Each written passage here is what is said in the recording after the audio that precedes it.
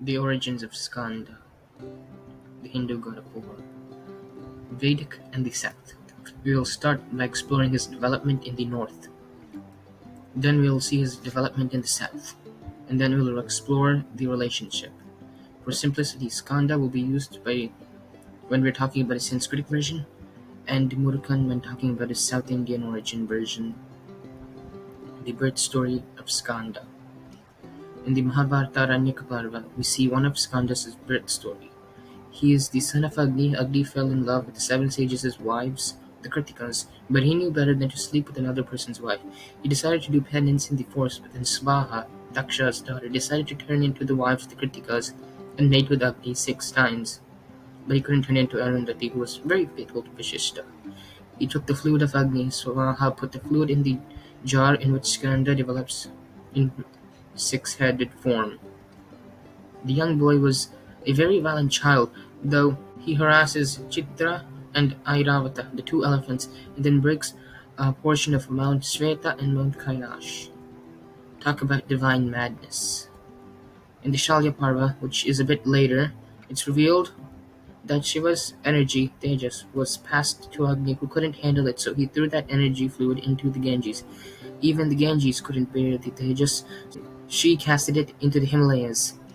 A boy developed from that fluid of Shiva. The six Kritikas were passing by and each claimed the boy as their own. Thus the boy grew 6 heads, and because the boy was nurtured by the Kritikas, he is called Kartikeya. His six-headed form gives him the name Shanmukha or Arumukhan in Tamil. The birth story of Skanda continued. The Mahabharata reveals that Indra came to deal with Skanda, and when Indra threw his Vajra at him, a portion of Skanda's body split and gave rise to a youthful boy named Vishaka. Also from the Vajra strike were the Kumaras and Kanyas born. Then a group of women called the Matars adopted Skanda. With the seven Matars, Shishu and Chagavaktra, they were known as the Navaka. Possibly these were the 9 grahas, not the planets, but the malevolent spirits that cause disease. Skanda instructs the mothers to injure the children till they're 16. Then from Skanda's body, a being named Skanda-Pasmara was born.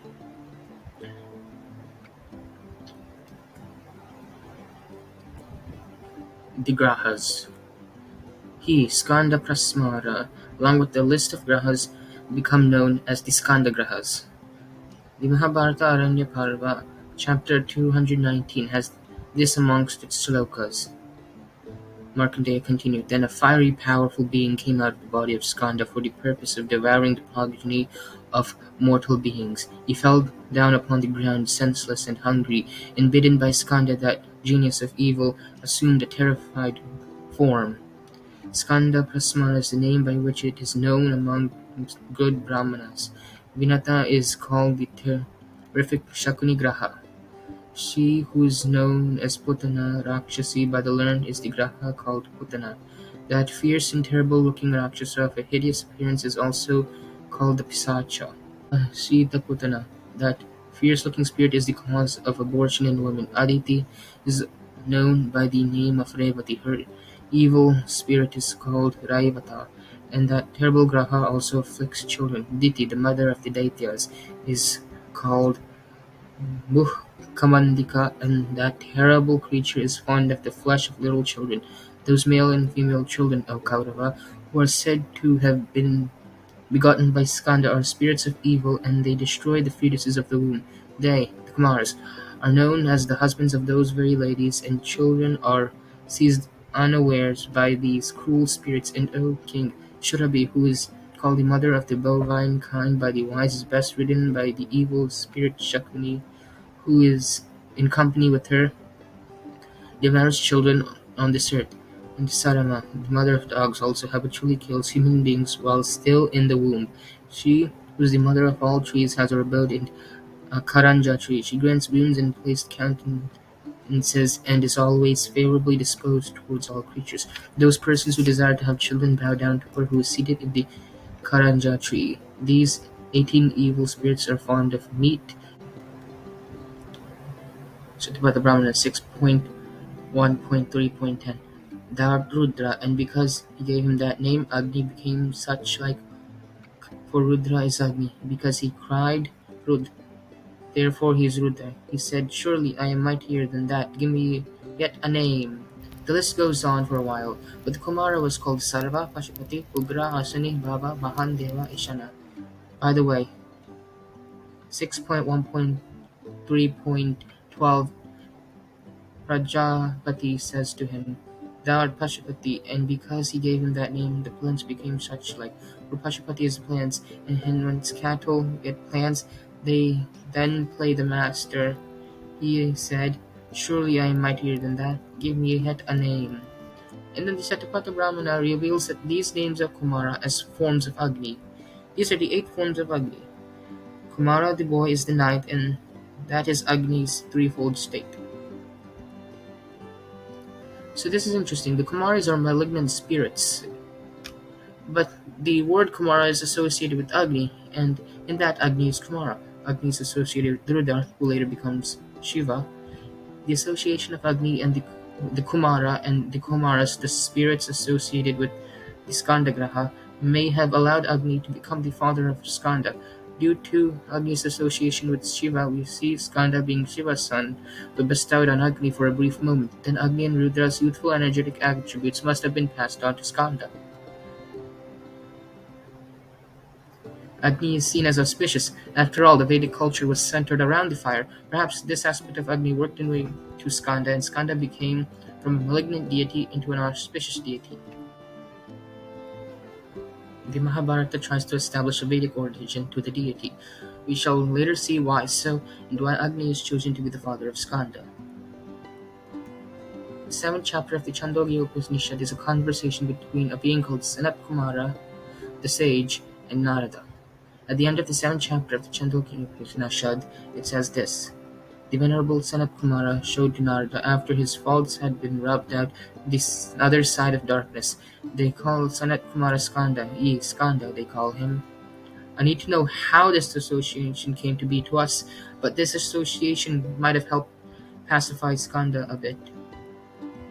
Sanat Kumara was a sage, but for some reason, the Sanat Kumaras became 4 youthful people. Skanda, according to Tamils, long ago went to Ceylon and defeated Taraka demon and forgave him for his actions. Thus, Skanda turned the demon into a cock and peacock. This is different from Mahabharata, where a red cock was simply bestowed upon him by Agni. In the Mahabharata, he was known for having a peacock banner in addition to playing with the cock. Let's see his connection to Rudra. It's established in the Satapatha Brahmana that Agni is Rudra. When we analyze the aspects of Rudra as found in the Vedic texts, we can see a similarity.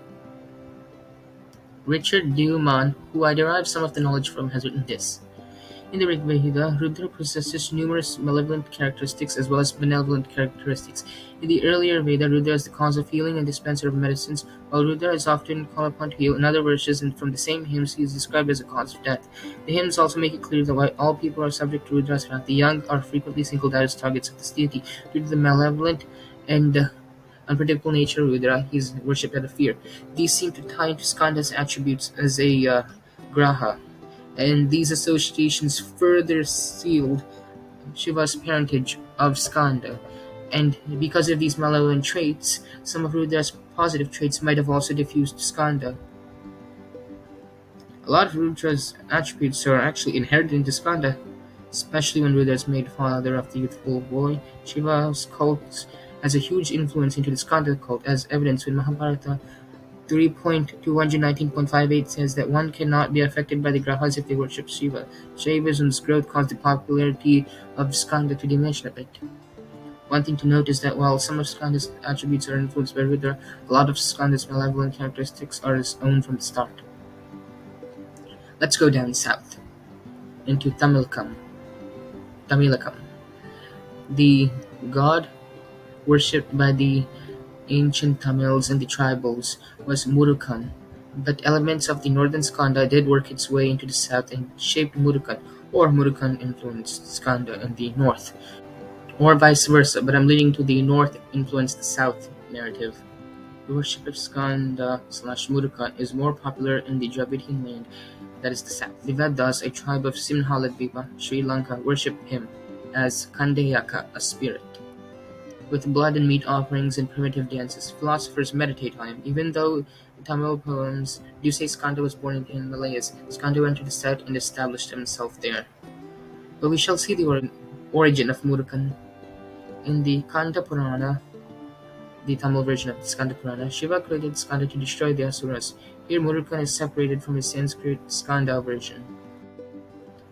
Before we go on to Murugan's Tamilian origins, let's talk about the Sangam landscape. This is a classification of poetry based on how the Tamilians divided their landscape based on the biomes. There's 5 Sangam landscapes. Kurunji, the hilly region, the presiding deity is Murugan. Mulai, the forests, presiding deity is Mayan, which is Vishnu/Krishna. Marutam, cropland, presiding deity Vendan or Indra. Palai, drylands, presiding deity Kotravai, identified with Durga or Parvati. Natal, seashore, presiding deity Kadalon, which is Varuna. Now let's go to the Indus Valley. This is a bit of a fringe or a frontier notion, but there is some evidence for a Indus Valley origin of Murugan cult. According to Aravatam Mahadevan, rest in peace, when deciphering the Indus script on a Dravidian basis, he thinks the sign of a coiled being with ribs is Proto-Dravidian Muru, which is sign meaning spirit, and associates it with Murugan. Mur also means to twist and youthful, but this is a different story. Iravatam Mahadevan, along the way of his paper, gives his theory on the origin of Murugan. He theorizes that the god was originally a fierce god or a destroyer or a hunter.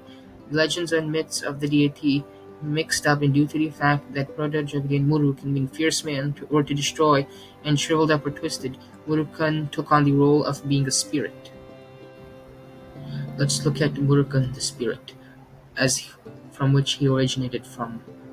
Mahadevan tells us that Muruku was a departed soul or spirit that would possess a priest, a Velan, or a maiden.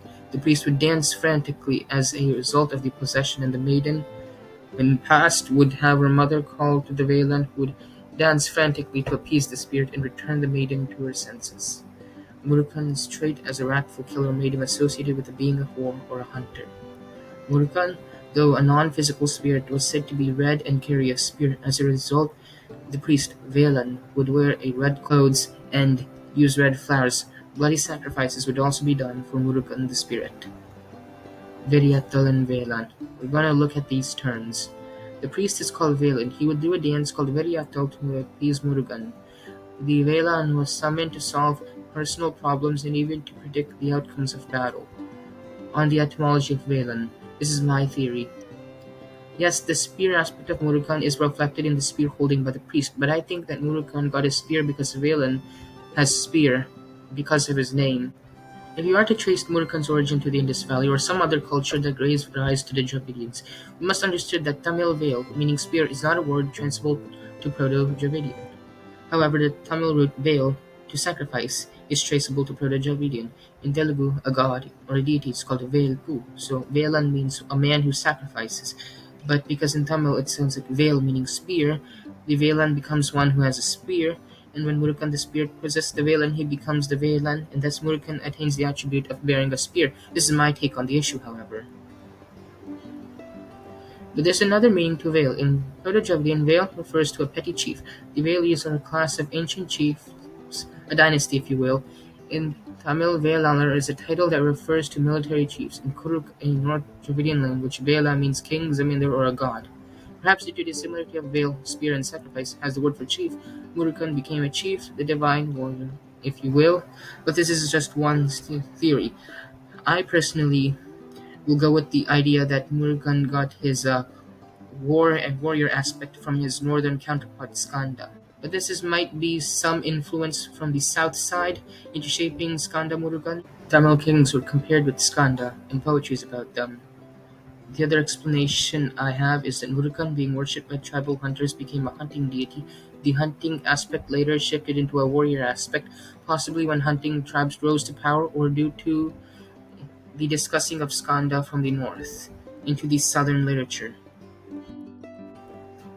Let's look at the rituals of the Nilgiri tribes, as that is part of the Kurunji region. It's very hilly.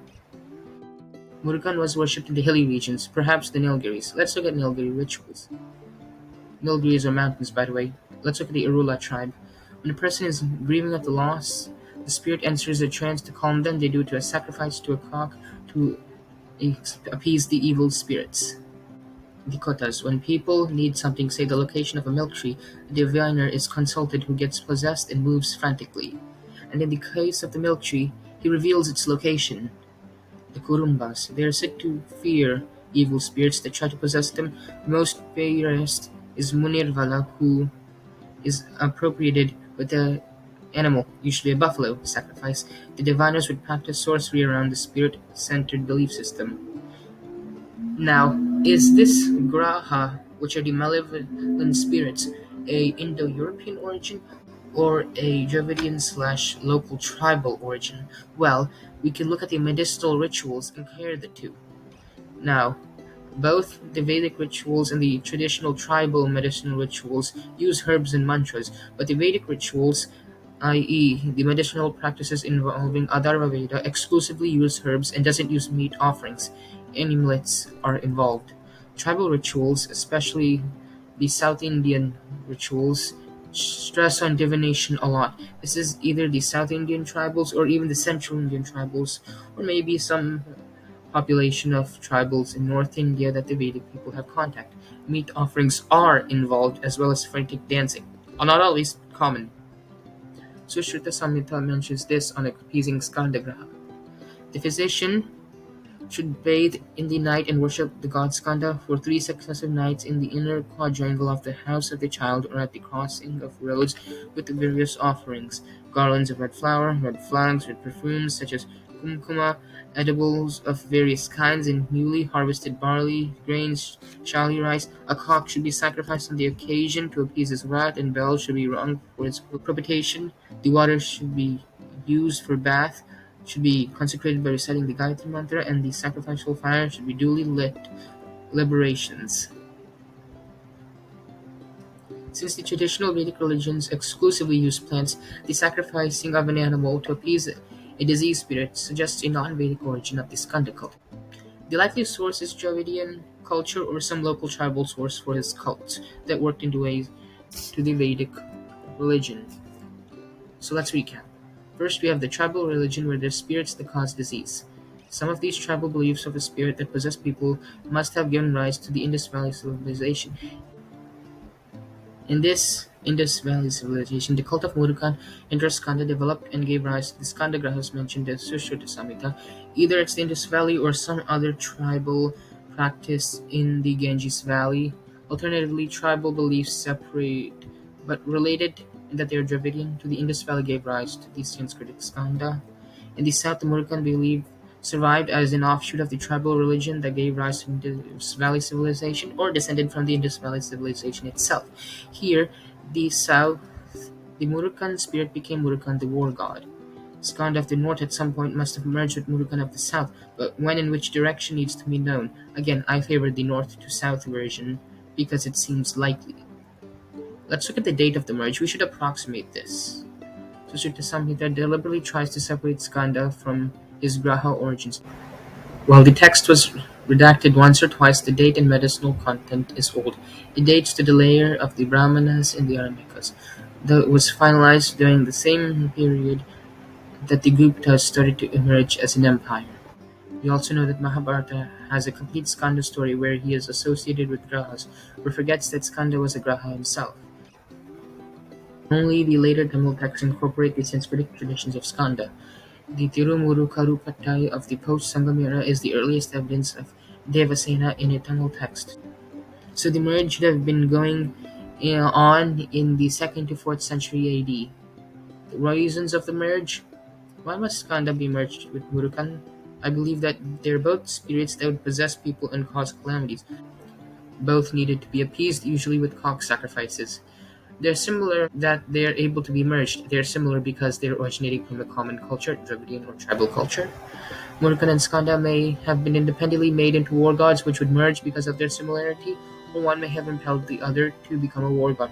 The latter is likely, and Murugan's spear-bearing and vigor only aided in the merging. So the story of Skanda's evolution is too much to cover in one video, so I will be putting a part 2 out, link in the description.